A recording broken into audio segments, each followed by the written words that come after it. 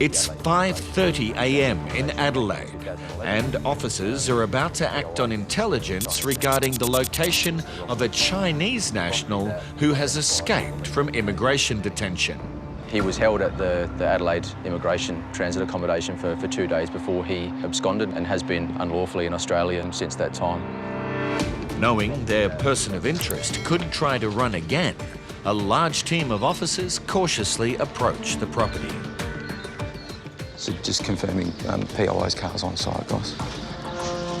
With the man's car parked out the front, all exits at the side and rear of the house are covered. Officers want to be sure that if he is inside, he won't get away a second time. Hello, it's immigration. Can you open the door, please? Suddenly, someone inside attempts to open a front window. Yeah, there's a slide in the front. And now they are making their way quickly through the house to try and flee out the back door.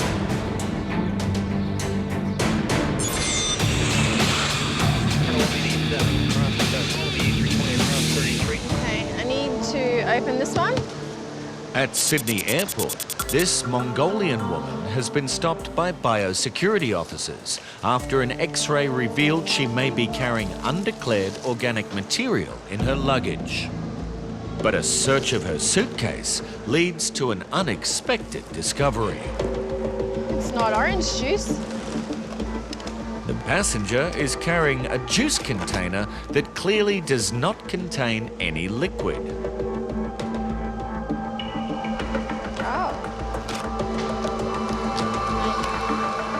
Okay, why put it in there?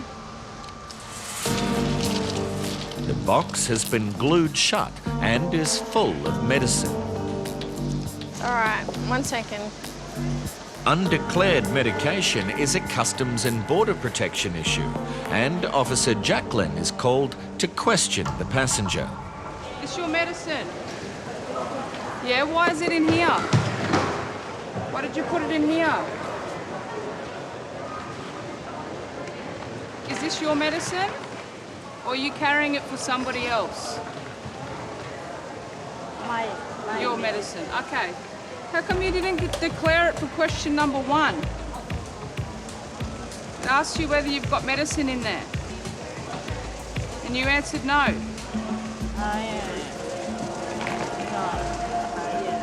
Medicine. I understand medicine. Your medicine, but this is medicine. And you've declared that you aren't carrying any medicine in this question. It's not medicine. This is medicine. I don't speak English. I understand this. Unable to get answers from the passenger, Officer Jacqueline needs to find out why this Australian resident went to so much trouble to conceal the medication. It's going to take a swab. We'll test it for traces of explosives and drugs. I don't. No, you're not going to call anybody at this point. I'm just going to conduct the test. I'll put it in a machine and I'll come back. A swab test will reveal if there are any traces of illegal substances on the container.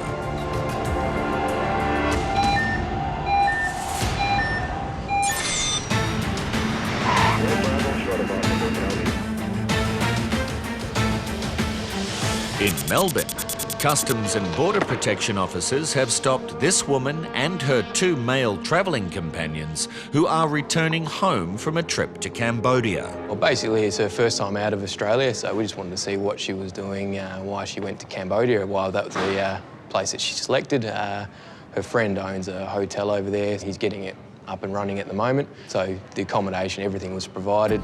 All 3 passengers have not declared anything on their incoming passenger cards, but their luggage will be checked for any prohibited items. Are these just some DVDs? Yep. So how do you guys know each other? Well, they're old friends. I originally met at a pub where I was working, and he's a old footy trainers, my cousins. During the bag search of the woman's belongings, something that seems fairly innocent has caught Supervising Officer Steve's attention. The packaging states that it's just a torch. But it seems looks can be very deceiving. That's a taser. Taser. Yep. You can't bring stuff like that back. That's not a torch, that's a taser. Nearly killed myself with it. She's brought a concealed weapon across the border. Okay, I must caution you, you do not have to say or do anything, but anything you do say or do may be used in evidence. Do you understand that? And officers soon discover it's not the only dangerous concealment.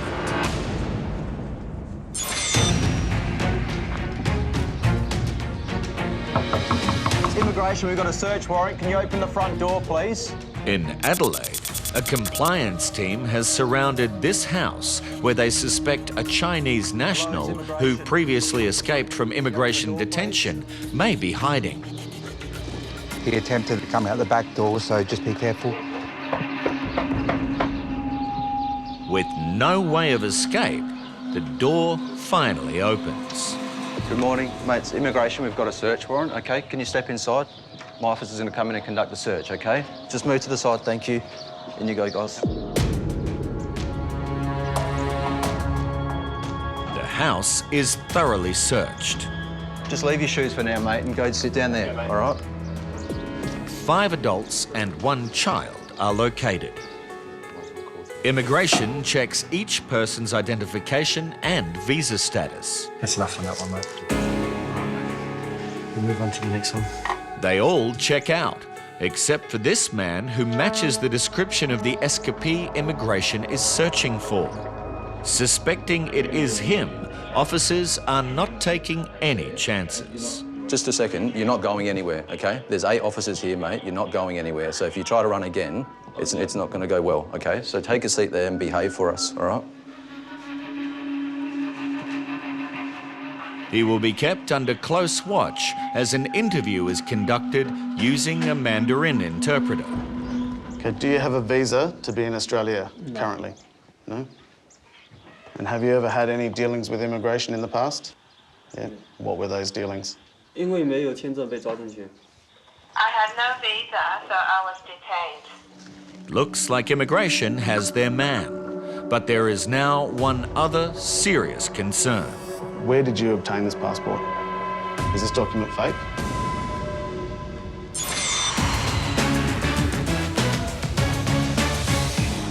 It's not orange juice. In Sydney, biosecurity officers have discovered a large amount of undeclared medication concealed in a juice container in this Mongolian woman's luggage. Customs and Border Protection have been called over to investigate further. We'll test it for traces of explosives and drugs.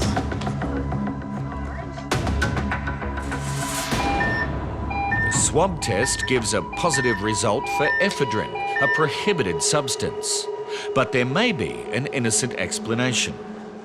We could be getting the reading of ephedrine because it's cold and flu medicine, and pseudoephedrine is present in cold and flu medicine. In larger amounts, pseudoephedrine can also be used to manufacture methamphetamines. So the woman is taken to a Customs and Border Protection area so her remaining bags can be checked for any other possible concealments. Have you got any more medicine in here? And yet another concealed box is discovered. Mongolian biscuits. Even though the boxes do appear to contain biscuits, as the woman claims, officers are still suspicious. It looks unusual that she's packed it inside of a juice container and she's gone to some lengths to try and conceal it. And they're not taking any chances. Sometimes we find ephedrine present in foodstuffs. It's been a common trend through the airport, so we're just going to conduct the iron scan test on it. That all looks good to me. Yeah, no problem. The search is complete, and even though her packing methods may be unusual, officers are now certain the woman is not concealing anything illegal. No problem, no need to cry. And she has learned a very valuable lesson. These are medicines, okay? So you need to declare yes to this question. Yes. Okay, no problems.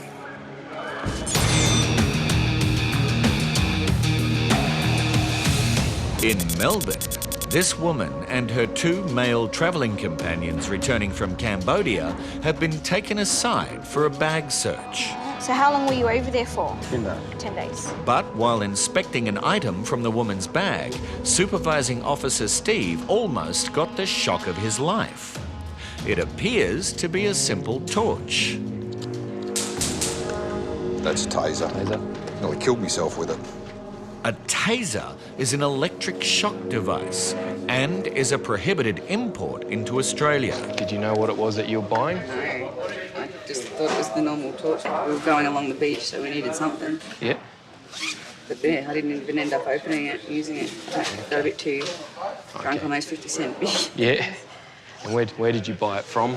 One of the markets. Okay. Did they not tell you when you bought it what it does, or that it's a... No, I could hardly understand what they were saying at first. Okay. That's all right. How much did it cost? I think it's $15. $10, $15 maybe. But that's not the end of it. As officers continue searching the bags of one of the men she is with, another prohibited import is discovered. We've just located a slingshot in the passenger's bag. It's a prohibited import because it has a brace on it, which then turns it into a fairly significant weapon. The passenger, he made the declaration that he was going to use it as a bait, you know, to cast bait out into the bay. But we don't think that's what it's going to be used for. Officers now need to make sure this keen fisherman is not concealing any other prohibited items. Passengers told us that he has no other further, items in his bag. We'll have a look. We'll determine whether he's got anything in there. And it appears that he has not been telling the truth, as officers have found a more sinister concealment. I don't know if this will be allowed either.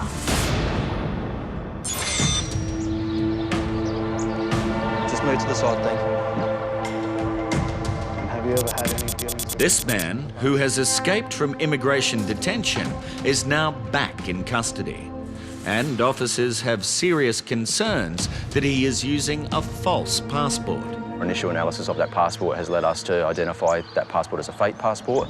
There's an arrival stamp for when this person claims to have arrived in 2013. We know that's impossible, as he has been unlawfully in Australia since 2011 when he escaped from immigration detention. Where did you obtain this passport? Is this document fake? Did you apply for this visa and get granted this visa and get this label? Did immigration put that in there or somebody else? Be honest. Just be honest. Fake. It's fake. Okay. With this admission, Mr. Lee will now be transported to Immigration Head Office. Now. No, pack everything now. Everything. His passport will be forensically examined, and he will be questioned about who is providing false documents to Chinese nationals.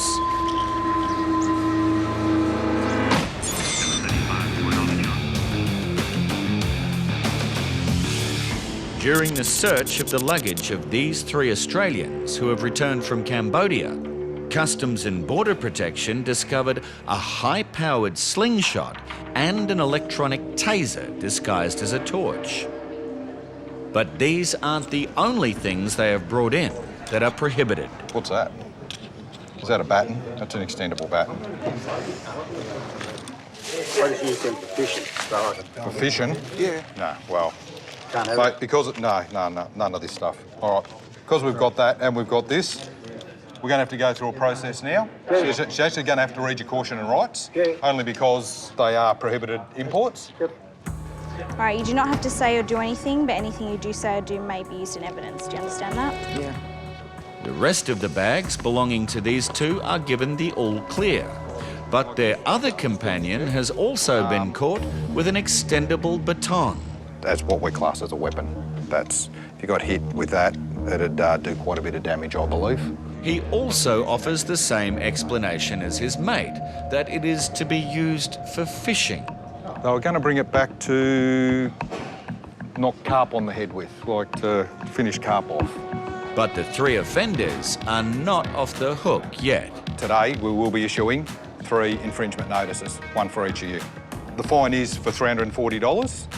Many people try to deny that certain items they are bringing in are to be used as weapons. And Officer Steve thought he'd heard every excuse until now. That's nowhere near a fishing tool. I don't think I'd take one of these in my tackle box.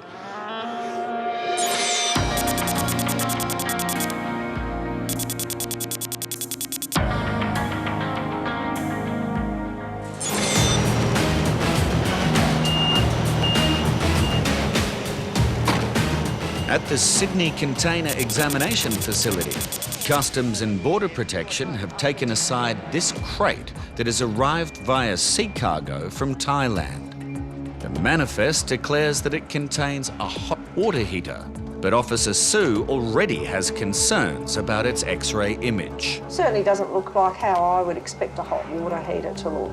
Because normally you have a heating element and a big tank. It's a tank which should be empty.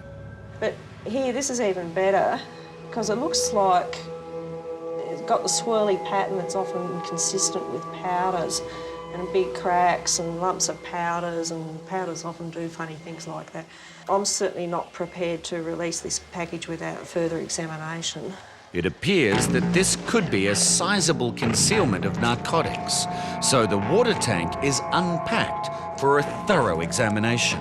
The X-ray image also indicated there's something fairly solid in there, so we're going to have to try and get in there and have a look at what's in this compartment. Yeah, that's just on a stand, and it's a really solid bottom there. So we'll try that last. I'm just going to try this water outlet, see if we can get that off. Ah! Bingo!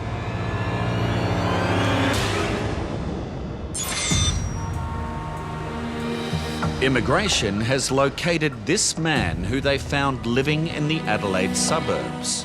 They are certain he is the same person who escaped with 3 others from immigration detention several years ago. 2 of those people have since been located again and departed. One of those is still in the community unlawful, and Mr. Lee has obviously been located today by us. A document examiner confirms the passport is of a very bad quality and definitely fraudulent. It has a number of different features in it than a genuine passport. So the way the paper feels, also the way it's joined together, like it's stitched together, how the cover's attached. There are some spelling mistakes, especially in Australian visa label. In my opinion, the whole thing is a counterfeit document, even the cover. It's not a genuine Chinese passport cover. So did you bring that with you to Australia when you came, or have you obtained that since? Immigration have a few more questions about the source of the false document. After I came to Australia, I got it. Was that after you escaped from the detention centre? Yes. How did you get that? Mr. Lee tells Officer Dan that his twin sister living in China organised the fake passport. In my country, as long as you can provide a photo, you can get a passport like this. Mr. Lee is unwilling to provide any further information, but that has no bearing on immigration's decision to remove him from the country. He'll be transferred interstate to a high-risk facility.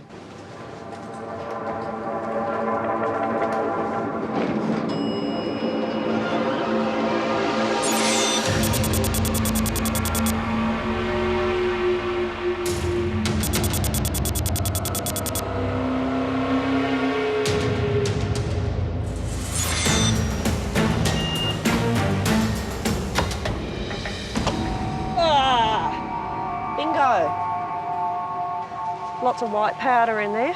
Look at this, Ricardo, got all this white powder. At Sydney's Container Examination Facility, Customs and Border Protection may have just uncovered a large concealment of narcotics being smuggled in this water heater from Thailand. It was quite heavy when Ricardo and I lifted it out, and The X-ray image certainly showed density in that whole bottom section, so I think this whole bottom section from here to here is full of this powder. So I'll get one of my colleagues and we'll take a sample of that. And we've got a machine called hazmat, which is very accurate for identifying what substances are. And we'll see if we can get a positive ID on what this powder is. The hazmat uses infrared technology to analyse the chemical composition of substances, so officers can identify exactly what they are dealing with. Pseudoephedrine. It's pseudoephedrine. Pseudoephedrine is a chemical precursor used by criminal syndicates to manufacture methamphetamines, such as ice. They're now going to importing precursors and manufacturing in Australia because they can actually get more bulk by importing the precursors than manufacturing lots of stuff here. And investigations won't finish there. The tank will now be carefully prepared for a controlled delivery. We're in the process of substituting the drugs that are found in the inside of this water pump with an inert substance, in this case plain flour. And then we'll have to reconstruct its original packaging. So the aim is to try and have the importer take delivery of this water pump, consignment, and at that stage we move in and arrest